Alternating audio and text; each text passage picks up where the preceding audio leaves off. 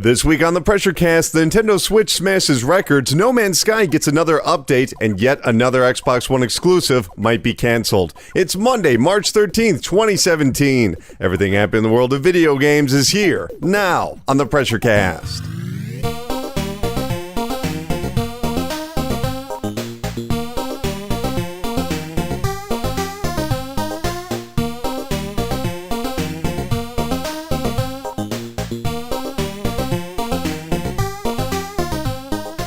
Hey, Pressure Pals. Welcome to the 172nd episode of the PRESSURECAST. VideoGamesAreDumb.com's weekly news panic that posts every single Monday on iTunes, Stitcher, YouTube, TuneIn Radio, Google Play Music, and America's longest-running independent newspaper at ShepherdExpress.com. My name is Colin Tanner, and I'm ready to ramble to you about some gosh darn video games.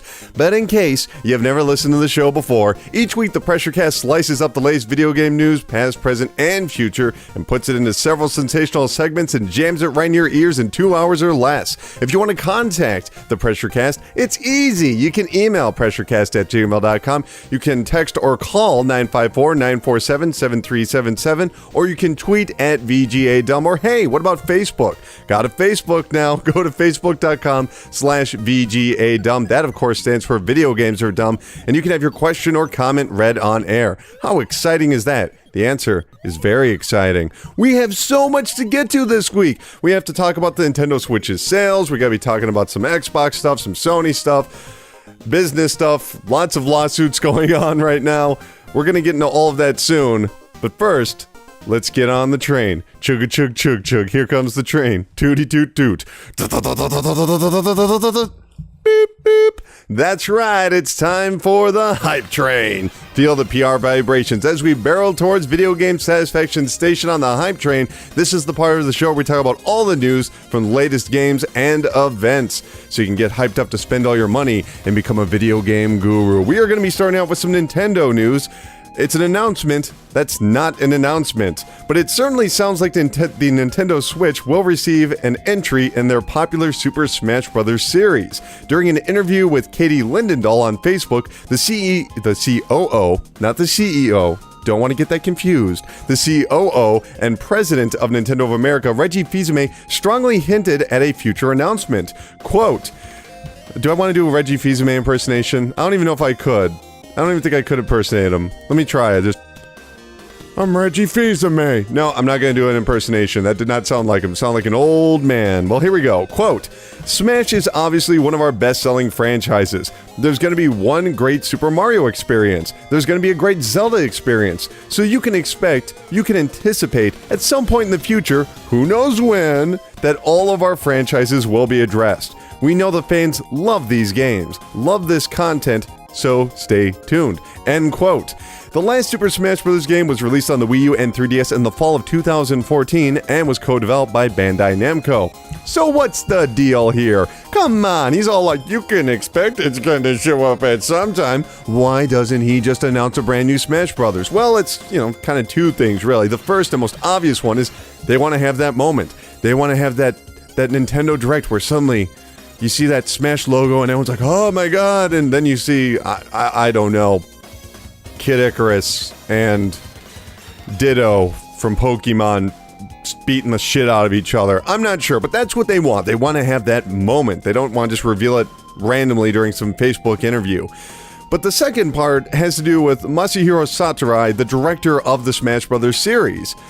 We know for a fact that he's working on something. We don't know what it is, and we don't know if it's for Nintendo. Way back in October, in a Japanese interview, he just casually threw out, oh yeah, I'm working on something. Is it Smash Brothers? Who knows? He's definitely been trying out some new things as of late. He had that Kid Icarus game on 3DS, which was actually quite good, even though it had some odd configurations. You actually had to have a stand for your 3DS to use it. But the other part is, around 2013 and 2014, Sakurai began having a terrible pain in his right shoulder, and he was diagnosed with something. I can't exactly remember what it's referred to as, but it's debilitating. Every time he moved his arm, he was in pain, which meant that he couldn't really game test as much. And if you're a director or a designer in a video game, you're going to be moving your right arm all the time. Hell, I don't know, whatever you're doing. you're going to be moving your right arm all the time. And so that's apparently slowed down his ability to work, which is sad, but that's something to take into account. Now, would they make a Smash Brothers without Sakurai? It's doubtful. He's been involved in the franchise from the very first game, where he worked alongside Iwata to help create that, and then obviously he made Melee, and then there was the one in the Wii where they announced it at E3 without even telling him it was in production. They got up on stage and were like, yep, we're making a Smash Brothers, and then they had to go and find Sakurai and be like, please actually make this. We should have talked to you first, and yes, they should have. And then he made 2 games on the Wii U and 3DS. I mean, if he's not burnt out, I'll be impressed, especially with that injury. But he's really the person to be focusing on. Now, yes, he's working on something. Does it have to be another Smash Brothers? Not really. Maybe he wants to work on something smaller, but he is the linchpin to this whole thing coming together. So if there's any sort of information, it's going to be coming from him and Reggie. As for the new Smash Brothers, I'm not one of those people that's really hyped on that series. I really enjoyed the first one. Didn't really like Melee. Kind of like the Wii one a little bit better. And I know that's controversial. And I enjoyed the Wii U and 3DS variations. I've never quite latched onto that series as much as other fans. I don't know what I'd want out of a new game. It can't just be more characters. I would hope they would fundamentally change the gameplay, but as soon as you say that, then the hardcore fans are like, no, it's perfect. But come on, you're still playing the GameCube version. Just let's have the series go in a different direction, change up a few things. And no, I'm not saying they should reintroduce tripping. That was stupid. Toot toot.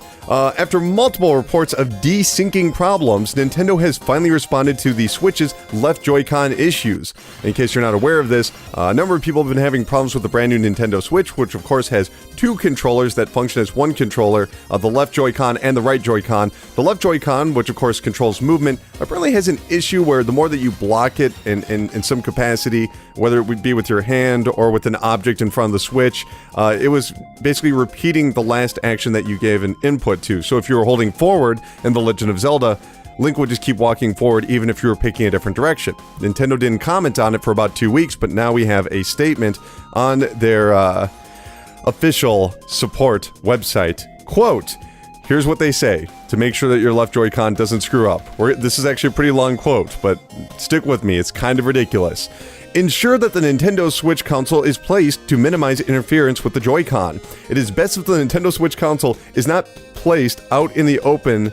It is best if the Nintendo Switch console is placed out in the open and that it is not behind a TV, near an aquarium, placed in or under a metal object, placed against a large amount of wires and cords, within 3 to 4 feet of another wireless device such as a wireless speaker or wireless access point, meaning a router.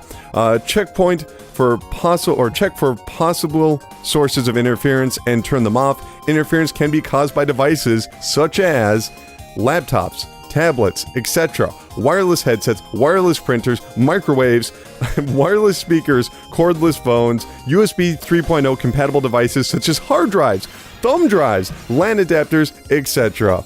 End quote. What? Huh? What is that? Okay, because that basically, you know what that says to me? We don't know. We don't know why it's doing that. Or they don't want to actually say why it's doing that. Because to be like, oh yeah, it can't be around like, wires or Wi-Fi. I mean, the microwave thing I get. The aquarium and microwave thing, that makes sense. What are you doing putting your Switch right next to a fish tank or where you're going to be cooking your Hot Pockets? I have no idea. But the idea that, I mean, let me just say this. What does this say about Nintendo's testing environments, where they apparently don't have enough routers and wires and hard drives and just basic-ass 2017 things? This is normal. If you live in anywhere with technology in 2017, you are likely to have all of these or some of these somewhere around where your entertainment environment is, your entertainment hub. Whether it's in a living room or in a bedroom or whatever, you have this stuff. What does that say about their testing that they... Oh, we forgot to mention. Yeah, don't have anything that everyone uses in 2017. Now, I do want to be clear here. I personally have not dealt with any desyncing issues, or at least none that I've recognized. And I can confidently say I have all of this. I am holding a tablet right now. I always take notes with a laptop. I, have wires upon wires upon wires. Not to mention, my LAN, my hotspot over to the left of me. I've got TVs and monitors. I've got all this stuff. I didn't have any sort of issues. There's something more to this, and either Nintendo doesn't know what's causing it, or they just don't want to say that it's actually a hardware issue. Because it might just be a hardware issue. I don't know. I found that completely absurd. Anyway, let's just move on. Toot toot. And finally, in Nintendo news, Breath of the Wild might have been released on the Wii U and Switch earlier this month, but it's already playable on PC. The Wii U emulator, CMU, is already showing promising results despite the game running well below 20 frames per second. In a video, the latest version of CMU, version 1.7, was shown running Breath of the Wild in a 4K resolution. CMU is a crowd-funded project first released in October of 2015, and it actually is able to enhance Wii U games, making them look even better, not just simply by upscaling it, but also adding a little bit of anti-aliasing. You should check out, they did one on Super Mario 3D World. Check out their video, CMU's official video. Before you get too excited about this, just pump the brakes. You will need a relatively powerful PC to take advantage of CMU, unless you just want to play like basic games. You would need something like at least a very recent graphics card, at the very least like a GTX 1060, at least this or the previous generation of Intel chipsets, and even then you'd have to be pulling in 4.2 gigahertz, much like they were doing in that video. It's just kind of odd that the Xbox 360 and PlayStation 3 are still in these nascent days. They're still having issues trying to, replicate the system. And I understand that with the PlayStation 3, they're trying to replicate cell processors, but you'd think the 360 would be well on its way at this point, but it's not. I don't know why. They did just have a story where Demon's Souls, the original Demon's Souls, is now working in a PlayStation 3 emulator. I didn't really look into it, so who knows exactly what the progress is. And here's the thing. If you're looking at this and going, wow, we're going to have all the Wii U games on emulation and they're going to work perfectly soon. Like, this is something to be excited about. Once again, pump the brakes. The thing is, with emulation, it's very easy to get a game running on a PC. I shouldn't say very easy, but that is the easy part, where you are replicating the device and you're putting a game and it is playing on PC. It's awesome. It's like, wow. So this is close to being done, right? Wrong. We still have emulators coming out to this day that are focused on 30-year-old hardware, because it is so difficult to perfectly replicate exactly how a console functions. We still haven't really nailed that for even the SNES, and that's saying something. So yes, you're going to be able to see Zelda playable on a PC, and maybe they'll even get it up to 30 frames per second, much like the game on the Switch and on the Wii U. But don't get too excited, because there still might be some weird glitches, some odd coloring, some flickering, some hard crashes when entering certain environments. I mean, look into, what's that one for PS2? PC SX2, I think it is. That still has a bunch of issues with major PlayStation 2 titles. So, don't get your hopes up. I want to just keep saying that. Don't get your hopes up. But yeah, you can basically play Breath of the Wild on your PC if you could accept and stomach a very bad frame rate.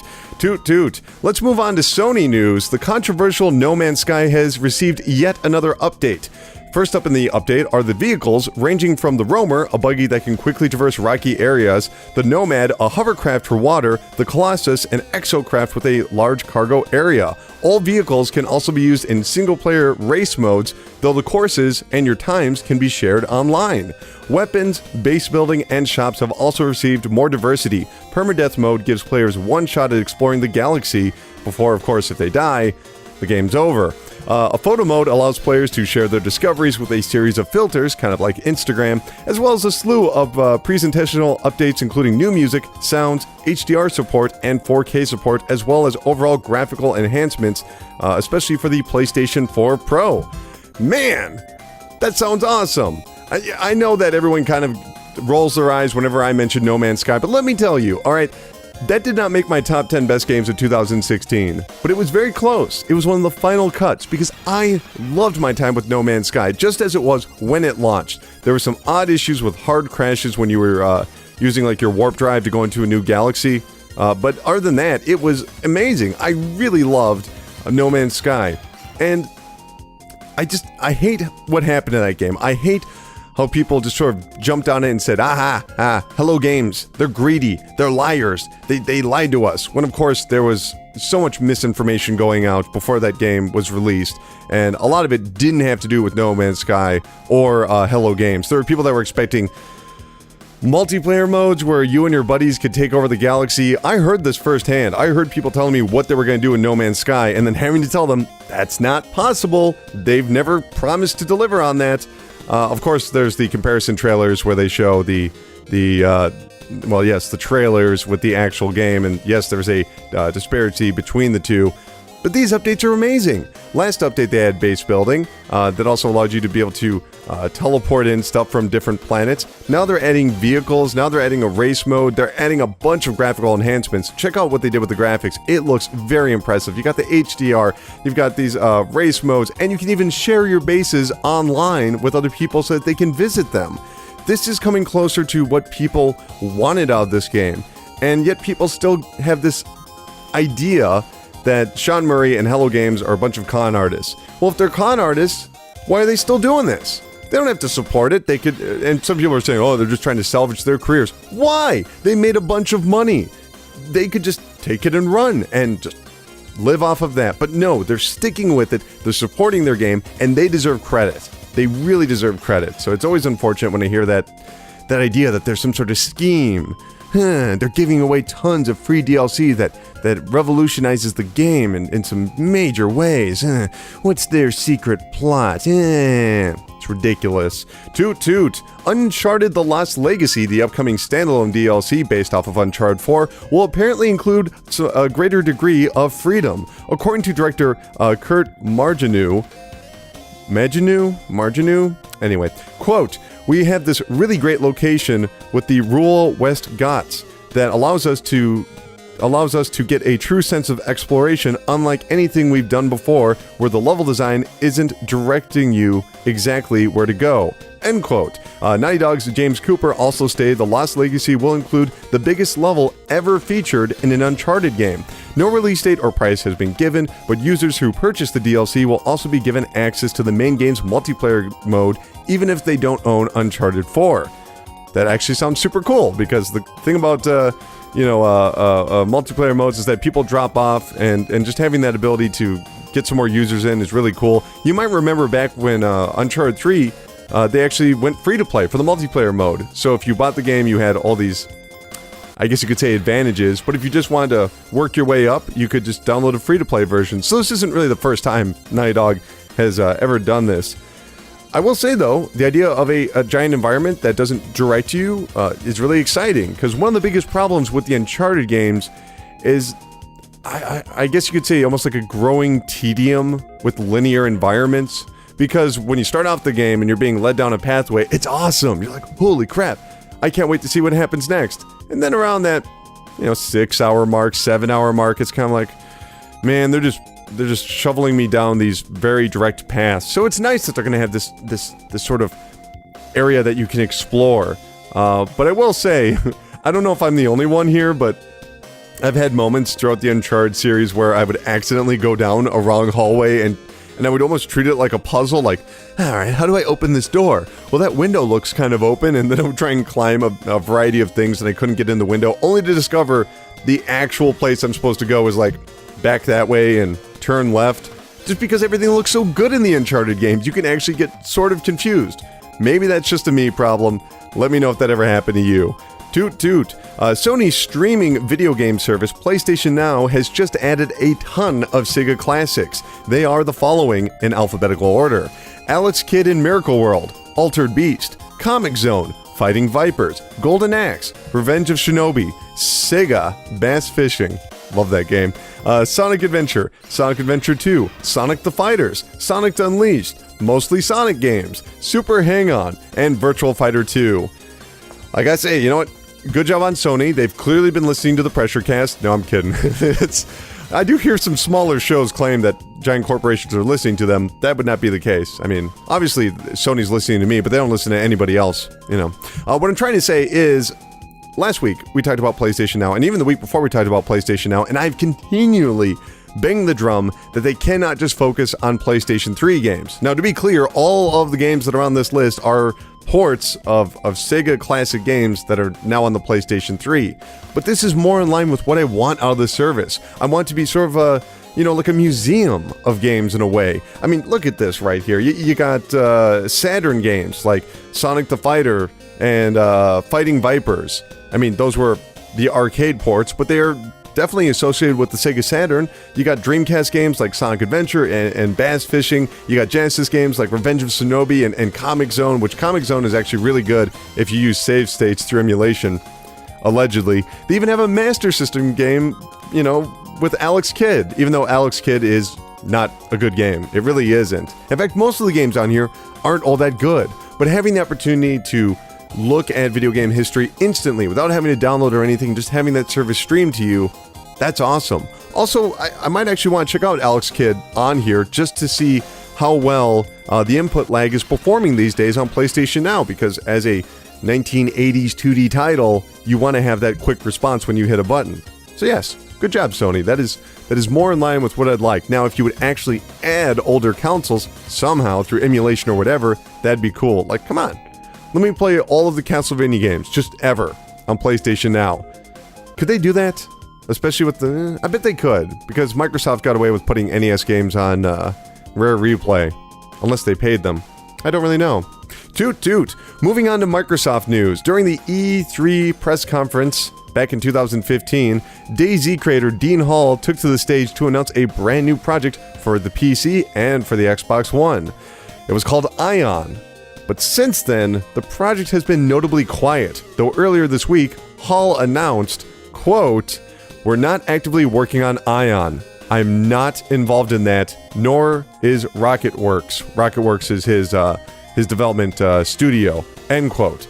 Co-developer Improbable, who are also working on the game, also chimed in, stating, quote, "Ion was initially conceived as a project for co-development between Improbable and RocketWorks. A lot has changed since then. Dean Hall moved back to New Zealand from London. RocketWorks has started working on a number of other games, and we have grown increasingly into a platform for games to be developed on. We currently have no plans to develop or release a game ourselves." End quote. The ambitious title was described by Dean Hall as, quote, "A simulation MMO that explores mankind's expansion into space, the chance to be a pioneer in a harsh universe," end quote. I hate to say it, but it looks like once again we have an Xbox exclusive. Yes, it was going to be on PC, but when it comes to consoles, we have an Xbox exclusive that is vanishing, that is going away. Something that received major time on an E3 press stage and is just going away. Just like what happened to Scalebound, just like what happened to Phantom Dust. And this is alarming, because right now the Xbox needs exclusives. More so than almost any other generation, we're having a late game entry where exclusives are playing a bigger factor. Because previously you would launch your console and you'd be like, oh, we have this game and no one else has it, and we have this game and no one else has it. And that's kind of the card that Xbox played. They're like, we got Forza, we got, I don't know, what was that roller coaster game? Honestly, can't remember the name of the roller coaster game. I even did a video on it. Wow. Whatever. Well, wow, I can't remember the name of that game. That's gonna drive me nuts. Do you know what I'm talking about? I know you can't respond to me right now, but there was that roller coaster game on the Xbox One. I don't know. They also had, games from Insomniac. The Xbox had exclusives, and they didn't really do much for the system. And now we're in that late period, that 3-4 year period, and Sony is just dropping some amazing exclusives right now. We're talking about, like, oh my god, Yakuza 0. I mean, I know that's a couple of years old, but that game is actually doing better than I think any of them have in the franchise prior. I mean, you've got Horizon Zero Dawn. That game is amazing. One of the best games of the year. I'm sure by the time the year wraps up, people will still be talking about Horizon Zero Dawn. What can we say about Xbox? What do they have that's coming soon? Crackdown 3?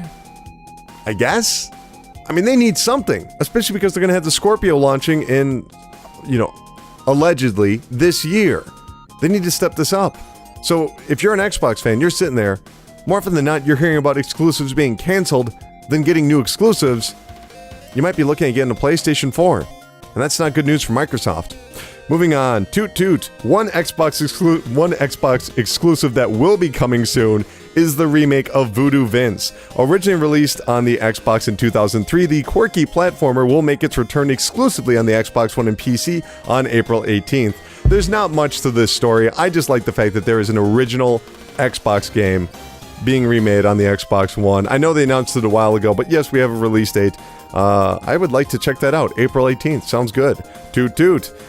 Last year, during their E3 presentation, Bethesda announced the return of the classic online shooter Quake with Quake Champions. But the question has persisted. Is it free or is it paid? Speaking to the video game website Polygon, Quake Champions creative director Tim Willits says the answer is both. Quote, "At its core, it's a free-to-play game, with the option to buy the Champion Pack and just get in and play with all the champions, because there are characters that you can select in the game. But then we also understand that we want to get as many people into the game as possible, especially outside North America and Western Europe, where we have a massive fan base. So we want to have the flexibility to have a free-to-play option for those people." End quote. Wiltis went on to explain, in the free version, champions can be temporarily leased out. Quote, "I don't want to use the word rent. You do spend favor to have access to them for a limited amount of time. Yes, but you don't spend any real money on it." End quote. No release date has been given, though a closed beta will begin shortly. I don't know if you guys have seen any of the advertisements they've had for Quake Champions, but it looks really cool. They have this one stage where there's a giant eyeball that just stares at all the players. It's unnerving. It's creepy. That's kind of what I wanted out of Quake. Not that it's supposed to be like a horror game, but that there's just something unsettling about the whole thing while you're blowing apart people with rocket launchers. It's a cool series. I do think this is an interesting strategy. It actually does remind me a little bit of what Nintendo's doing on mobile right now, where you can have a very light, free-to-play experience where you can kind of check things out. But instead of giving microtransactions, like, oh, you can buy this character, or buy this champion, or get this power, they're just like, it's all or nothing. Either you pay nothing, and you use in-game currency, you cannot buy currency, that's how you play free-to-play, or if you just want to have the full experience, have all the characters at once, just give us money. And I'm curious to see what that amount is going to be, because if it's something like $20, that kind of seems like a no-brainer. Like, sure, whatever, fuck it, I'll give them the money. As of right now, I believe it's only announced for PC, though I imagine this has to be coming to Xbox and PlayStation 4 and the Amiga, probably the Amiga. But $20 would be perfect for me. I'm not trying to say the game should be based off of price, but I think that'd be a smart bet. Maybe they could get away with 30. Maybe they'll have a retail release. Who knows? Toot toot. Fans of the 2013 survival horror game Outlast won't have to wait much longer for its sequel. Developer Red Barrels has announced Outlast Trinity will be released on the PC, Xbox One, and PlayStation 4 on April 25th. Unlike the first game, Trinity will launch with a physical version for retailers. And that's kind of the whole story. I didn't actually enjoy the very first Outlast all that much. I thought it was a little bit boring and not scary. And for a game that's supposed to be intense and frightening, that's kind of a problem for me. But other people really liked Outlast, and it was actually a pretty big success. So it's cool that they've been able to garner enough goodwill that now they can put out a physical release. For what I understand, the story is far more ambitious, and there's going to be way more environments. The first game just took place in a mental hospital, like a closed-down mental hospital, where someone was doing weird experiments, man, and all you had was a night vision camcorder. I don't know, it was weird. It was kind of boring. But yes, that'll be out on April 25th. Toot toot. The classic 1992 film Reservoir Dogs will receive its second video game adaptation later this year. Yes, there's already been a video game based off of Reservoir Dogs. Big Star Games released its first gameplay footage on its YouTube page earlier this week. It's a top-down shooter where players will relive the infamous heist from the movie. No release date was given.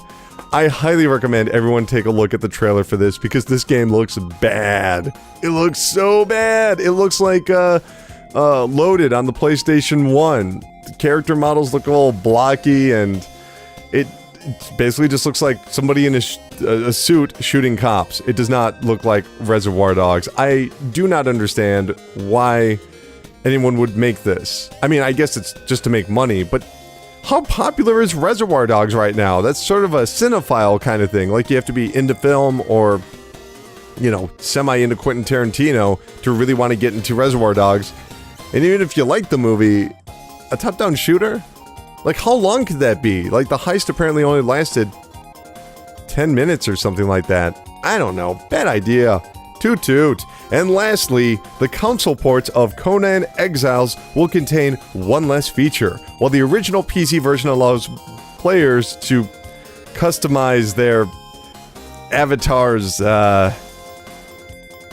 groin endowment, wink wink, that apparently will not be included in the PlayStation 4 and Xbox One version.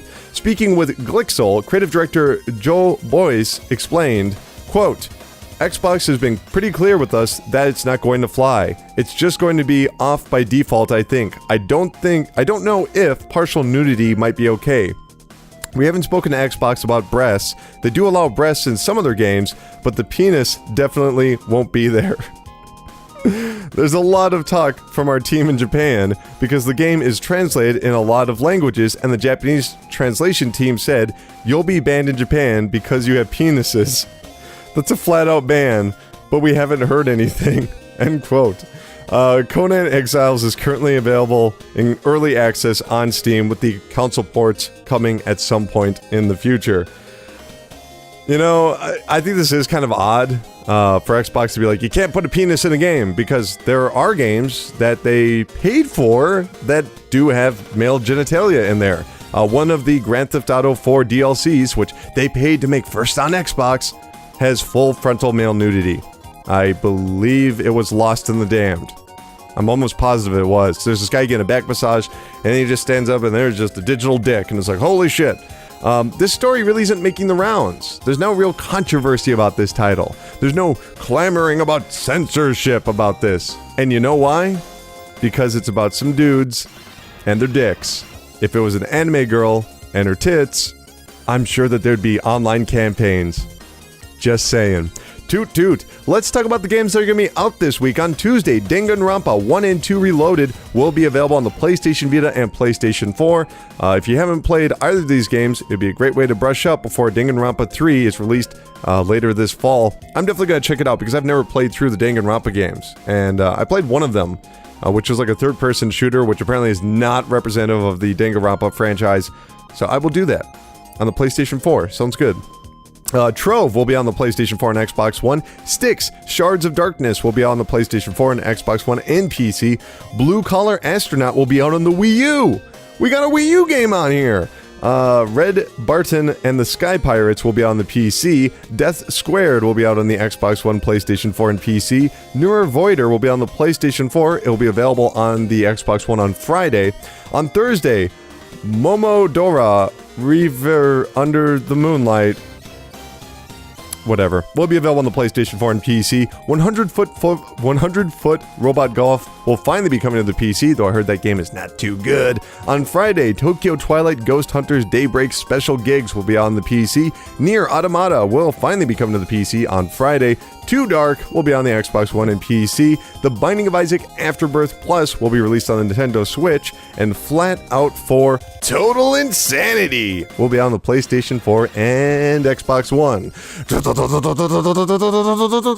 Boop, boop. That's going to do it for the Hype Train. Good old Hype Train. Beloved Hype Train.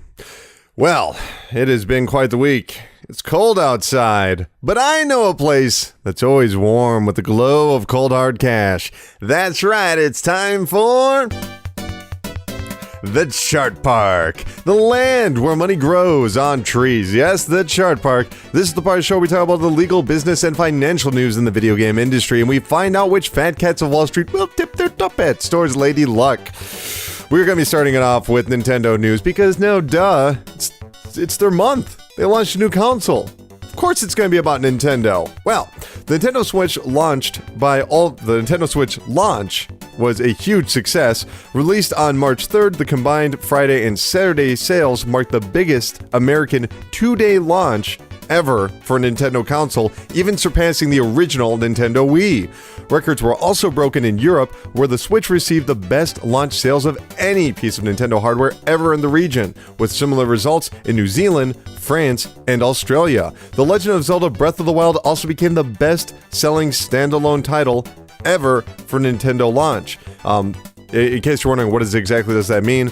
It is a standalone title, meaning that it is not a pack-in, so we're not talking about Mario Brothers, we're not talking about Super Mario World, we're not talking about, Wii Sports. This was a game that was standalone.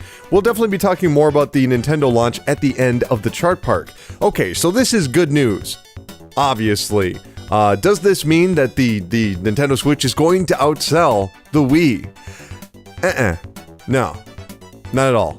It's not what it means. Do not take away the wrong lessons from this past week.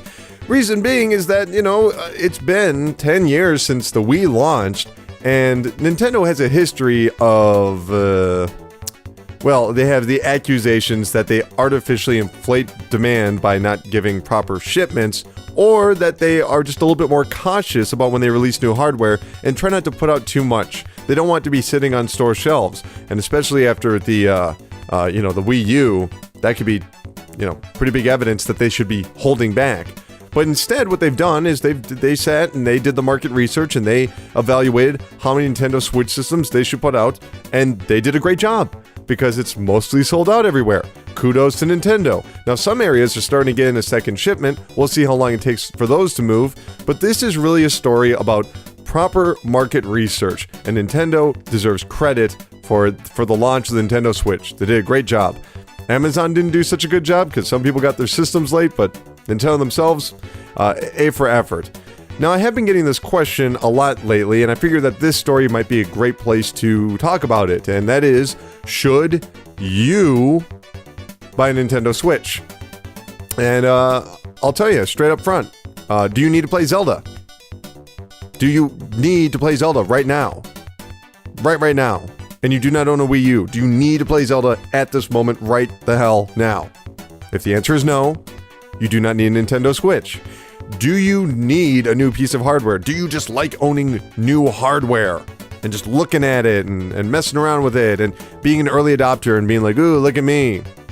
If the answer is no, you do not need a Nintendo Switch. And I want to be clear here. This is not me saying, oh, no, do not buy this Nintendo hardware because you just don't need it yet. You don't need it. I say the exact same thing about the other consoles. Back when the PlayStation 4 launched and the Xbox One launched, I was like, no, you don't need this. Even for a good year, you didn't need a PlayStation 4 and Xbox One. There's so many good games on 360 and PlayStation 3. You did not need either of those consoles. When a console launches, it is at its lowest point. It is the worst time to buy a console is at launch because it doesn't have the library yet. If you wait... What is this? We're in March right now. If you wait 9 months, wait for the end of the year, first of all, you might see some sales. And even if you don't, you're going to have Mario Kart, Splatoon, Mario Odyssey, many more games. Why would you ever just pick up a console just to play Zelda, unless you're a hardcore Zelda fan, or you're just some weirdo like me who wants to own the hardware the day of release? So no, you don't need a Nintendo Switch. Relax, it's fine. When more games come along down the line, you'll have more incentive. And there will probably be a point where, yes, you should buy one. But today is not that day. And that is not a knock against Nintendo. That's just the way that consoles work. So relax. Also, Zelda. We should talk about that for a moment. Some people have been asking, is Zelda worth buying a Nintendo Switch for? Once again, I would say no.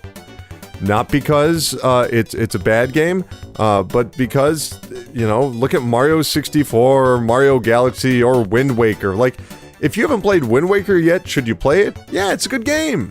Zelda games hold up. They hold up remarkably well. You can wait down the line. As for is Zelda overrated? I don't know. I don't think I can really answer that. Well, I kind of can. Like, when I look at the Metacritic score and it's like, it's the 4th best game of all time, I'm like, well, okay, whoa, slow down. That is being overrated. That needs to, people need to chill out about that. These are just numbers, and numbers are based off of a subjective review. Would I call Zelda one of the best games of all time? No, I wouldn't. Not because it's a bad game. I would say it's one of the best games this year. One of the best games I've played in a long time. But still, best game of all time, or in the running of the top 5 for me personally. No, it's not. But I can still understand that other people really enjoyed it more than me, and I really enjoyed it. But they enjoyed it more than me, and that's fine. That's fine. But should you buy a Switch for Zelda? Nope. Just wait. It's good, and it will be a year from now or 2 years from now. You have no reason to, And besides that, there's not going to be like a new Zelda next year or the year after that. They take their sweet time putting these games out, so this is going to be a fresh Zelda for a good few years there at the very least. Anyway, moving on. Nintendo of America President and COO Reggie Fils-Aimé isn't worried about the Nintendo Switch not having Netflix. Speaking with the Washington Post, Mr. Fils-Aimé explained, quote, "We built the Nintendo Switch to be a world-class gaming device, meaning we want you, first and foremost, to play games on the system and have an incredibly fun experience. We're talking to a range of companies about other services, companies like Netflix, Hulu, Amazon, things that will come in time. In our view, these are not differentiators." End quote. Netflix has a long history, actually, with Nintendo hardware, as the original Wii was, for a time, the most popular console to watch their streaming video service. Well, I gotta say, that right there, what Reggie Fils-Aimé said, does having Netflix on our console make us different? No, he's right, it doesn't make you different. It just makes you a modern console. They absolutely should have had Amazon Prime, Hulu, Netflix, Spotify, anything. They should have had this on the Switch, the day it launched. It's inexcusable. And to be like, no, we want you to play games on it. Well, that's great. I can do both. I can play games, and then I can turn on the WWE Network. I can do it all on my PlayStation 4 and Xbox One, and even my Wii U. Or I guess WWE Network isn't on Wii U. But the point is, they had a huge missed opportunity here. Now, obviously, the Switch is doing fine. I don't think they're hurting from the lack of Netflix. But when I look at the Nintendo Switch, I see a game console for people that like to play games. Very true. But I also see a tablet, a very cheap tablet, because it's only $300, for children. And if you're a parent who's like, man, I am really sick of handing my phone over to my 5-year-old and then they buy 4 games in a row. That's annoying to me. Or they're buying microtransactions. That's annoying to me. Or they're getting macaroni and cheese all over my phone. I'm sick of it. Well, there you go. The Switch would solve that. They could play their dumb little games. That sounded really dismissive right there. But they could play their dumb games. Whatever dumb games kids like, because they don't appreciate Zelda or Snipper Clips. They're not sophisticated enough for that. And then they can watch their dumb little SpongeBob shows. Well, I'm just dismissing everything. I like SpongeBob. I haven't seen it in over a decade, but it's a quality show, I remember. They can watch their cartoons on Netflix. It sort of solves all these problems, even though it doesn't have, 4G or LTE or anything like that. So yeah, I think it's a major missed opportunity on the part of Nintendo to not have that launch. And it just, once again, points to the fact that this console came in incredibly hot. They were focused on getting all those game developers on board, and they just never bothered to call Hulu. It's kind of a shame. Anyway, moving on. Next week, we'll find out where the best-selling games for the month of February 2017, but we do know who won the console race in February. Once again, Sony outpaced the Xbox One for the 4th month in a row. The Xbox One saw a string of victories between the summer of 2016 to early fall, but has not won a month since October of last year. Wow. Sucks to say, once again, if someone was to ask me, what console should I buy? Should I buy an Xbox One or should I buy a PlayStation 4? Unless they were extremely casual and were like, I don't really care about Horizon Zero Dawn or God of War or any of that type of stuff. I just want to play some games. I don't care, just games. If they just were like that, I would say go get yourself an Xbox and get yourself Xbox Game Pass and then have at it. You can play a ton of games. If you don't care about if they're new or whatever, or if they're well-reviewed or considered modern classics or anything like that, absolutely, get Xbox One Game Pass. Not a bad way to go. But if you do care about modern games, and you do care about, the latest things in the industry, at this point, it seems impossible to recommend an Xbox One. And I can't believe I'm even saying that. For years I've been saying Xbox One, it's a great console, it's a great console, it's a great console. And you know what? It still is. It absolutely is a great console. The PlayStation 4 is better. after Horizon Zero Dawn came out, and I as soon as I finished it, I finished up my review, and then I went over to the Switch event, and I was looking at the Xbox One and PlayStation 4. I was just thinking, man, how can anyone recommend Xbox One right now? Well, when you have so many great exclusives and just a smoother experience and just a bigger install base for online games, why would you ever recommend an Xbox? So that is why Xbox is winning right now. I assume for the month of March, we'll probably see Nintendo Switch be the best-selling console. I'm really curious to see if that will carry through to April, but we won't know that until 2 months from now. And if Nintendo Switch doesn't win the month of March, that is actually more concerning. Much more concerning, because that would show that they had a big launch and then tapered off. But congratulations to Sony. They've earned it. They have just more exclusives, more compelling experiences than Xbox One at this point. I mean, look at Xbox One. What has been out this year? Halo Wars 2. The game sucks. The game absolutely sucks. And I actually thought the first Halo Wars was alright. Okay. It's okay. This game's boring. Moving on, the surprise hit Rocket League continues to surpass expectations. The soccer/racing hybrid recently hit 10.5 million in lifetime sales. Speaking with Kinda Funny, Synox Vice President Jeremy Dunham, who doesn't love a Dunham, promised continued support with free and paid DLC while dismissing the possibility of a sequel. Quote, "Our goal was to keep making Rocket League better and better so that we don't lose any of the people that want to play. If they're playing our game, we're not going to penalize them and make them buy our game again just because we want to add a couple of new features. We want to let them know we're in it for the long haul, if they're in it for the long haul." End quote. Smart business practice. They keep having more players. It's one of the only games, I believe this is what they've said in the past, it's one of the only games where the sales have been going up every month, which is remarkable. Most games have a high point and then they taper off. But for this, they've been just doing better every single month. But the idea of being like, oh, we're not going to do a sequel because we don't want to screw over those fans. I mean, I guess. I don't know. And the reason I say this is because I really like Rocket League. It is one of my favorite games of all time. Now that's a game that I could put in my top 10 favorite games of all time. Is it there for sure? I don't really know. I haven't sat down and think about it, but I love Rocket League. But them saying, oh, we can't make a sequel because we don't want to screw over the fan base. Sure. That's a good answer. That's a very good answer. But more importantly, I don't think they would know how to make a sequel. And I'm not trying to dismiss Synox. They are great developers. But every time they've tried to introduce some new ideas into Rocket League, it always flops. I mean, Hoops, the basketball one, that was kind of cool. Kind of, all right, 2 seconds later, I'm done with it. Ice hockey, it's like, oh, that's cool. I'm done with it. It's always been, for me, 3 versus 3, ranked matches. And you look at the player base, and that is where they are. You'll see like 500 people are playing some other mode. Or maybe they're doing 1 versus 1. But in general, people just play 3 versus 3. So saying that, oh no, we could never make a sequel because we are devoted to our fan base, I don't believe them. I don't think they know how to follow up on Rocket League. And that is, once again, not a knock against them. I think they really made something kind of perfect. How do you improve on that? You can't really. Oh wait, add guns. Ooh, add guns. No, don't really do that. Anyway, let's move on.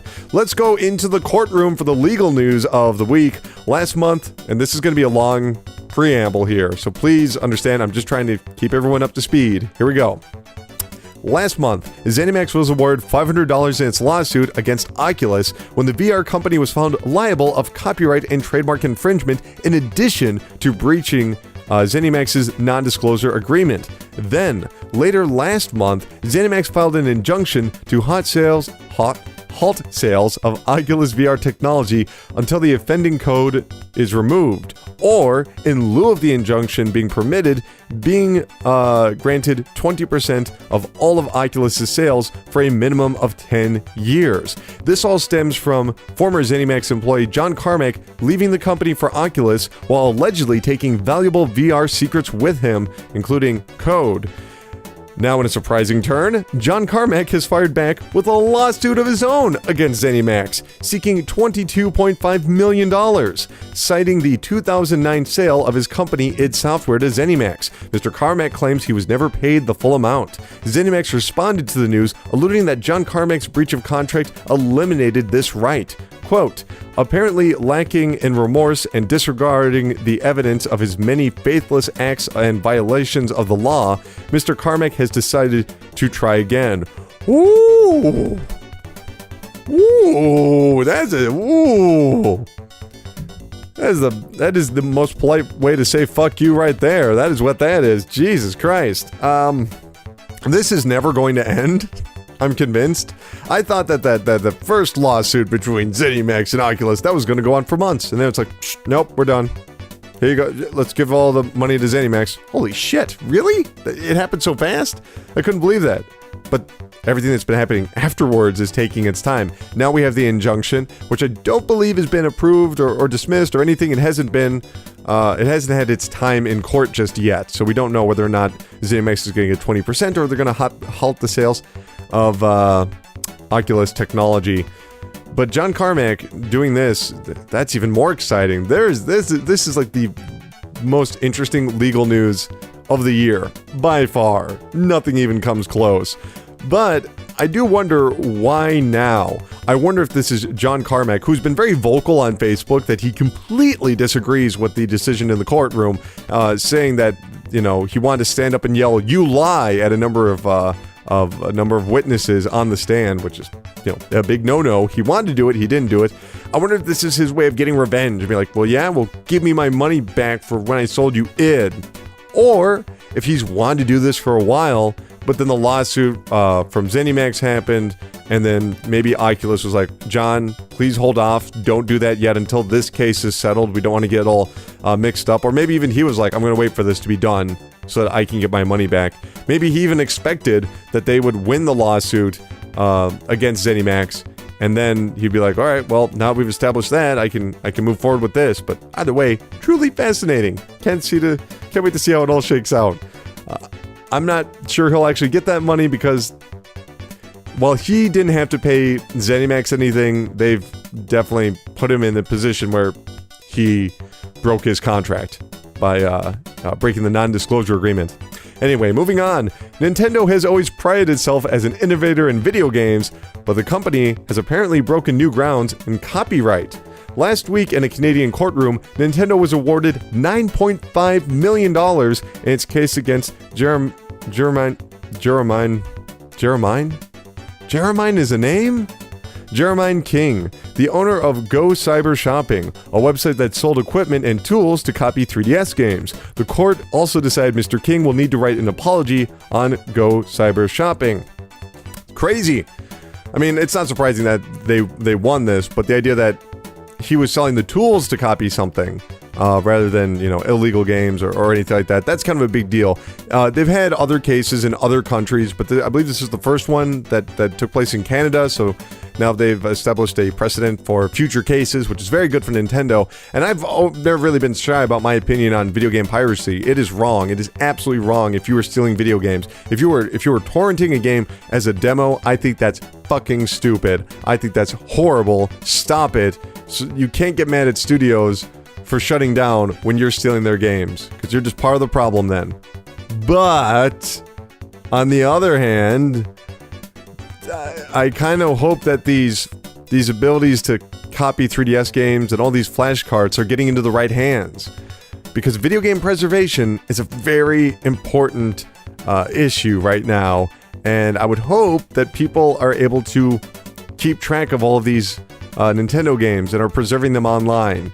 I know that sounds kind of wishy-washy, but unfortunately, giant corporations don't do the best job of preserving their games, so I'm just hoping that that's being taken care of.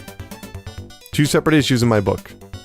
Anyway, let's go into some business news. No Man's Sky developer Hello Games has quickly become one of the most recognizable independent developers in the world, and now they're using all their notoriety and money to help facilitate other indie games. The newly formed Hello Labs will focus on supporting smaller projects with an emphasis on procedural generation. Sean Murray explained the company's motivation for starting Hello Labs. Quote, I know what it's like on top of that with No Man's Sky, to do something new and weird and experimental, also running out of money and trying to finish something you care about creatively. Well, let's say you're interested in working on that kind of game, but you also want to start up and do your own thing, then we're going to try and help with that. We're going to try to fund and support a couple of projects. There's already one in development, and the focus is going to be on procedural generation, experimental games, game research, and that kind of things. We would love to help people avoid some of the pain that we went through ourselves. That's something I'm really passionate about, end quote. Can you believe these guys? What the fuck is Sean Murray up to? What is his sinister plan? First, they're giving away free DLC. They're supporting a game. They're supporting a game that many people hate. They stole our money, and they're giving us free stuff. And now they're taking the money that we gave them to support smaller developers. What is your secret plan, Sean Murray? Tell us, you bastard. Honestly, this sounds pretty great. Hello Labs, cool. Because Hello Games is in a very fortunate position, and that's very cool of them to share the wealth in many ways. So good on them. Anyway, last December, Crytek announced that it would close 5 of its studios, with its Bulgarian studio Black Sea being put up for sale. Earlier this week, Sega announced it has purchased Crytek Black Sea, which has now been rebranded as Creative Assembly Sofia. The original Creative Assembly is best known for their popular Total War real-time strategy series. Cool, sounds good to me. I kind of feel bad for Black Sea because they've been part of Crytek for, well, at least since 2008. From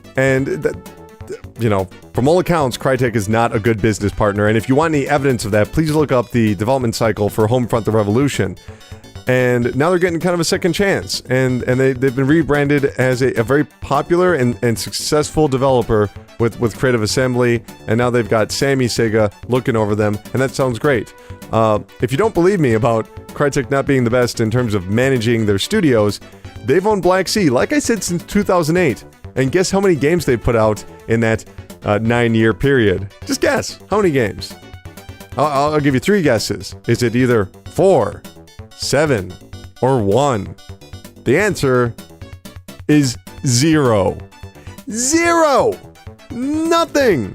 9 years! What is it? Were they making The Last Guardian in there? What the hell happened? So yes, being in a more structured environment will probably do them wonders, and it'll be exciting to see what they're finally capable of, because they've only put out 2 games since like 2000, so cool. Yeah, they put out 2 games in 8 years. They put out 0 games in 9 years. That's bonkers. Moving on, last week, Kong Skull Island debuted in theaters, receiving generally favorable reviews and a strong showing in the box office. Now its director, Jordan Vogt Roberts, might have more time to work on his Metal Gear Solid movie adaptation. Speaking with IGN, Robert expressed his vision for the project. Quote, if you make a Metal Gear movie, it needs to be completely committed to one tone, but then goofy the next moment, and then stylized and bizarre, but then beautiful and reflective, and just that whole spectrum of things that is Kojima's voice, Kojima being the creator of Metal Gear Solid. I mean, I'm a big fan of Sniper Wolf, and when we were sitting down to think about the script, and at certain points, it was like, is Cyborg Ninja in this movie or not? And the part of me that was a little kid was like, there's no world in which I'm going to make a Metal Gear movie that Cyborg Ninja isn't going to be in. It's really easy to be like, it's a good character to say for the second one, but no. I actually do think that considering breaking the fourth wall is an important part of potentially what the movie would be, finding a way to do that in an interesting way. I think things like Deadpool have actually shown that you can play with that concept these days. End quote. Kojima apparently is a big fan of Robert's work, recently calling him a genius in a tweet. So Kojima's happy about it. Let me just say though, please do not try to do this. Please do not try and make this movie. Please do not try and make Metal Gear Solid the movie. They've been trying for 20 years, and the reason it hasn't worked for 20 years is because no one's really that enthusiastic. And my biggest concern is that it's just going to become a proving ground. A director that looks and sees a project that just hasn't been done yet. One that's been stuck in development hell and been like, I'm going to solve that. I'm going to take care of this. I'm going to show that I can take on big projects. I don't want to see that. I don't want to see that happen. And besides that, I've always said, don't make movies based off of video games. It will not work. Think of your favorite video game story. The Last of Us. The Witcher 3. Wow. All that stuff. It would be terrible as a film. It would be awful as a film. Uncharted, awful as a film. Mario, Zelda, Final Fantasy, awful as a film. And yes, I know The Witcher is based off of books, but just let me have this point. There's no reason to make video game films. None. Never. Except for Mortal Kombat. That was amazing. But everyone else, nah, son. And now we have the best-selling games on the PlayStation Network in the month of February by platform. Here they are on the PlayStation 4. Neo, Horizon Zero Dawn, and For Honor were the best-selling games. On the PlayStation 3, Plants vs. Zombies Garden Warfare 2, Grand Theft Auto 5, and Need for Speed Most Wanted were the best-selling games. On the Vita, Final Fantasy X/X2, Final Fantasy X/X2, HD Remaster, Tales of Hearts R, and Adventure Time: The Secret of the Nameless Kingdom were the best-selling games. And on PlayStation VR, Carnival Games VR, Psychonauts and the Rhombus of Ruin, and Job Simulator were the best-selling games. All in all, not that surprising. Cool to see For Honor get the top spot. I'm surprised Horizon Zero Dawn is even on the list, because I believe that was released February 28th? So that says something if it's already there, but of course they had a lot of pre-orders, and it's good to see Neo on there. I'm shocked to see Psychonauts is only in second place on PlayStation VR, because that's a brand new game, and it's being outpaced by Job Simulator. Maybe they had a sale on Job Simulator, I'm not really sure. Let's go to the cursed land of tea and crumpets, known as England and the rest of the UK, to find one of the best-selling games over there. Number 10 was Battlefield 1, number 9 was Sniper Elite 4, number 8 was Rocket League, number 7 was Super Bomberman R, number 6 was Final Fantasy 17, number 5 was Final Fantasy. It was FIFA 17. Number 5 was, if Final Fantasy is anywhere near the title, if anything starts with an F, I'm fucking it up. Yeah, I don't know why. Number 5 was For Honor. Number 4 was 1-2 Switch. Number 3 was Grand Theft Auto 5. Number 2 was The Legend of Zelda Breath of the Wild. But number 1, the best-selling game of the week, was Horizon Zero Dawn, because it has a bigger install base. But hey, pretty impressive. Zelda in number 2? That's really impressive. Now let's go over to the cursed land of trains, known as Japan, to find one of the 10 best-selling games over there. Number 10 was Puyo Puyo Tetris. Number 9 was Dragon Quest Monsters Joker 3 Professional. Number 8 was Super Robot Wars 5. Number 7 was Dragon Quest Heroes 1 and 2 on the Nintendo Switch. Number 6 was Super Bomberman R on the Nintendo Switch. Number 5 was Nier Automata on the PlayStation 4. Number 4 was The Legend of Zelda Breath of the Wild on the Wii U. Kind of crazy. Number 3 was 1-2 Switch on the Nintendo Switch. Number 2 was Horizon Zero Dawn on the PlayStation 4. But number 1 was The Legend of Zelda Breath of the Wild, selling over 187,000 units. Pretty impressive. But what are the best-selling consoles over in Japan? Well, let's take a look at it, starting it off with the Nintendo Switch with 329,152 Switches being sold. PlayStation 4 with 31,000. I mean, really, no, let's talk about that for a second. I really shouldn't skip past that. Over 300,000 Switches sold in its first week. That is a monumental number. That is a huge success, especially over in Japan, because that is, of course, a smaller country, and because of that, there are less people that will be buying video game consoles, especially day of. But yes, over 300,000, 329,000. Very impressive. Good on you, Nintendo. Followed by the PlayStation 4 with 31,065, new 3DS LL with 18,433, PlayStation Vita with 9,889, PlayStation 4 Pro with 6,742, 2DS with 4,147, new 3DS with 1,268, PlayStation 3 with 615, Wii U with 565. And in last place, despite not being in last place last week, sadly, that was just a fluke. Because the Xbox One in Japan is in last place again with 147 units. That hurts. That really hurts. But that's going to have to do it for the Chart Park, the land where money grows on trees. Very good. We don't do Pocket Talk this week because there really wasn't any sort of mobile news. I've just decided that if there's not anything there, I'm not going to shoehorn it in, because it's just always another story about Pokemon Go had this many downloads. they're going to add Pikachu's hat. It's just boring. So we are going to go to the final segment of the Pressure Cast, where we take a look back at the week that was 10 years ago and beyond, and a little something we like to call Strong History. 10 years ago, on the PlayStation 2, God of War 2 was released, a game that was very late in the PlayStation 2's life cycle, which of course, was released back in 2000. PlayStation 2 was released in 2000. 7 years later, they still have major titles like God of War 2. And this is back in the day when consoles really didn't live that long. And this is also when the PlayStation 3 is already out. But God of War 2 might be my favorite God of War game, if I think about it. It's that or the first one. I like pretty much all of them, but Part 2 really stands out. It's got a cool time travel storyline, which is great. 11 years ago, a bunch of Sony stuff. On the PlayStation 2, Metal Gear Solid 3 Subsistence was released, and I am a huge fan of Metal Gear Solid 3, one of my favorite games of all time. Subsistence added a camera that allowed you to kind of zoom in on things. In the original Metal Gear Solid 3, it was just strictly top-down. They totally controlled the camera. In this re-release, you could finally move it around. And there were also some bonus features in there, like the original Metal Gear 1 and 2 on the MSX translated into English. It was amazing. I highly recommend you play this game. If you own an Xbox 360, a PlayStation 3, or a Vita, you can play it via the Metal Gear Solid Collection, which is a great collection. If I had to recommend where you should play it, though, I'd say the PlayStation 3, because the DualShock 3 does have pressure sensitivity, which is the way that you play Metal Gear Solid 2 and 3. You actually hold down buttons slightly harder, whereas on the Vita and Xbox 360 release, you have to use the D-pad to sort of affect the pressure of the controller, which I don't really like. It's not a fan. Over on the PSP, Mega Man Powered Up was released. This was sort of this weird reboot of Mega Man where it was the very first game, but it was made in polygons and they had chibi versions of all the characters. It was kind of cool, And there was one new character. I think it was like Oil Man. I believe there were new robot bosses. Also, on the PlayStation 2, Driver Parallel Lines was released.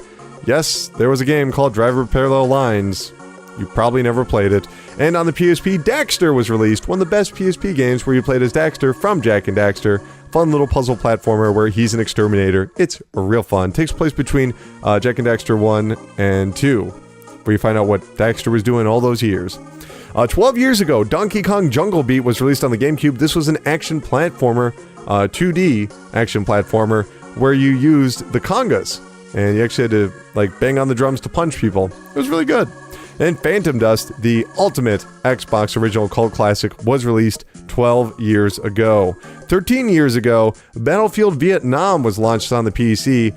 I remember when this game came out because Battlefield 1942 was a masterpiece, and all the expansions they would release, like Road to Rome, it just got better and better and better. So when they announced they had a follow-up like Battlefield Vietnam, I went to my closest internet cafe. Yes, there were internet cafes back then. They were like big LAN parties that you could show up. They were open 24 hours. It was awesome. Sat down, started playing Battlefield Vietnam with some friends. Me and my friends were all together. We're going to play some Battlefield Vietnam. And by the end of the night, we all just kind of looked at each other and like, oh, you want to play some 1942? Yeah, let's play 1942.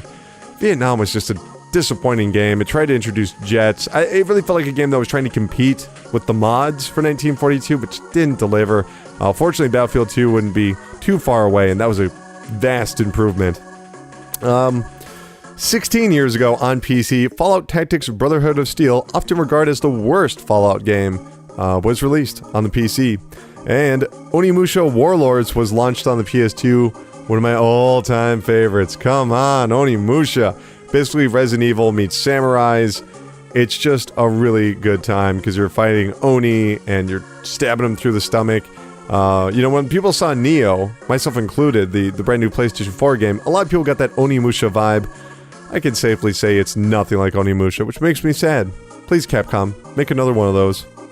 17 years ago on the PlayStation 1, Siphon Filter 2 was released. This was the game where you could play as Gabe Logan. Yes, that's the actual name of the protagonist from Siphon Filter. I remember it. As well as a woman. I don't remember her name. She was his buddy. It was a good game, though. It came on 2 different discs. It was hard as hell, too. There was one sequence where you had to fight some guys on top of a train.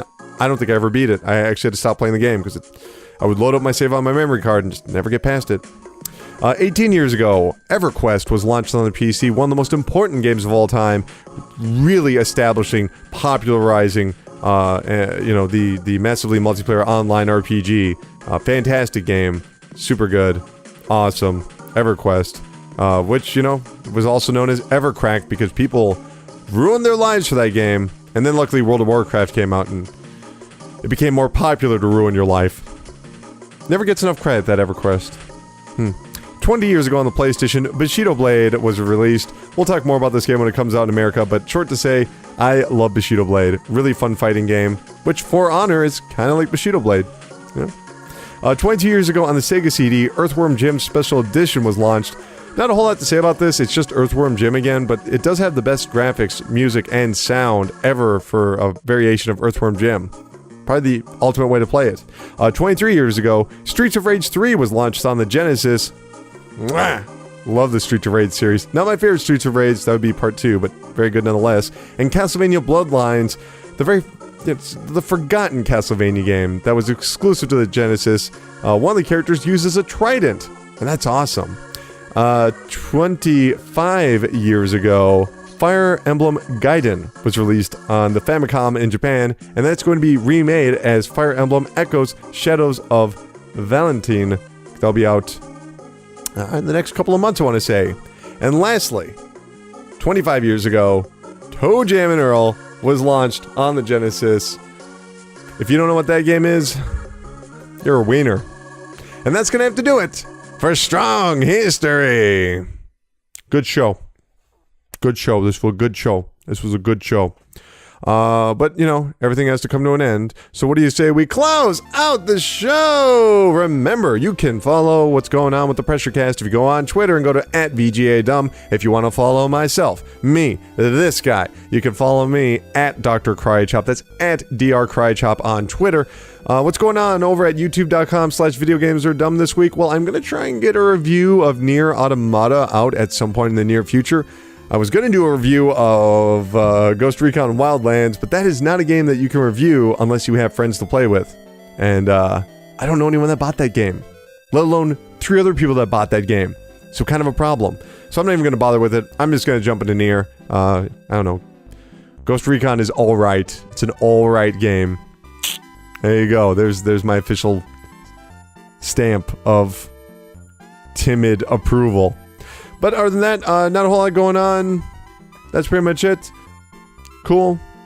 Alright. Well, it really sucks for that Canadian flashcart retailer because his career is officially over. And that sucks because things have to change, even if you live in Canada. But it wouldn't matter if the PRESSURECAST was in Canada. Nothing would change because the PRESSURECAST is forever. See you guys.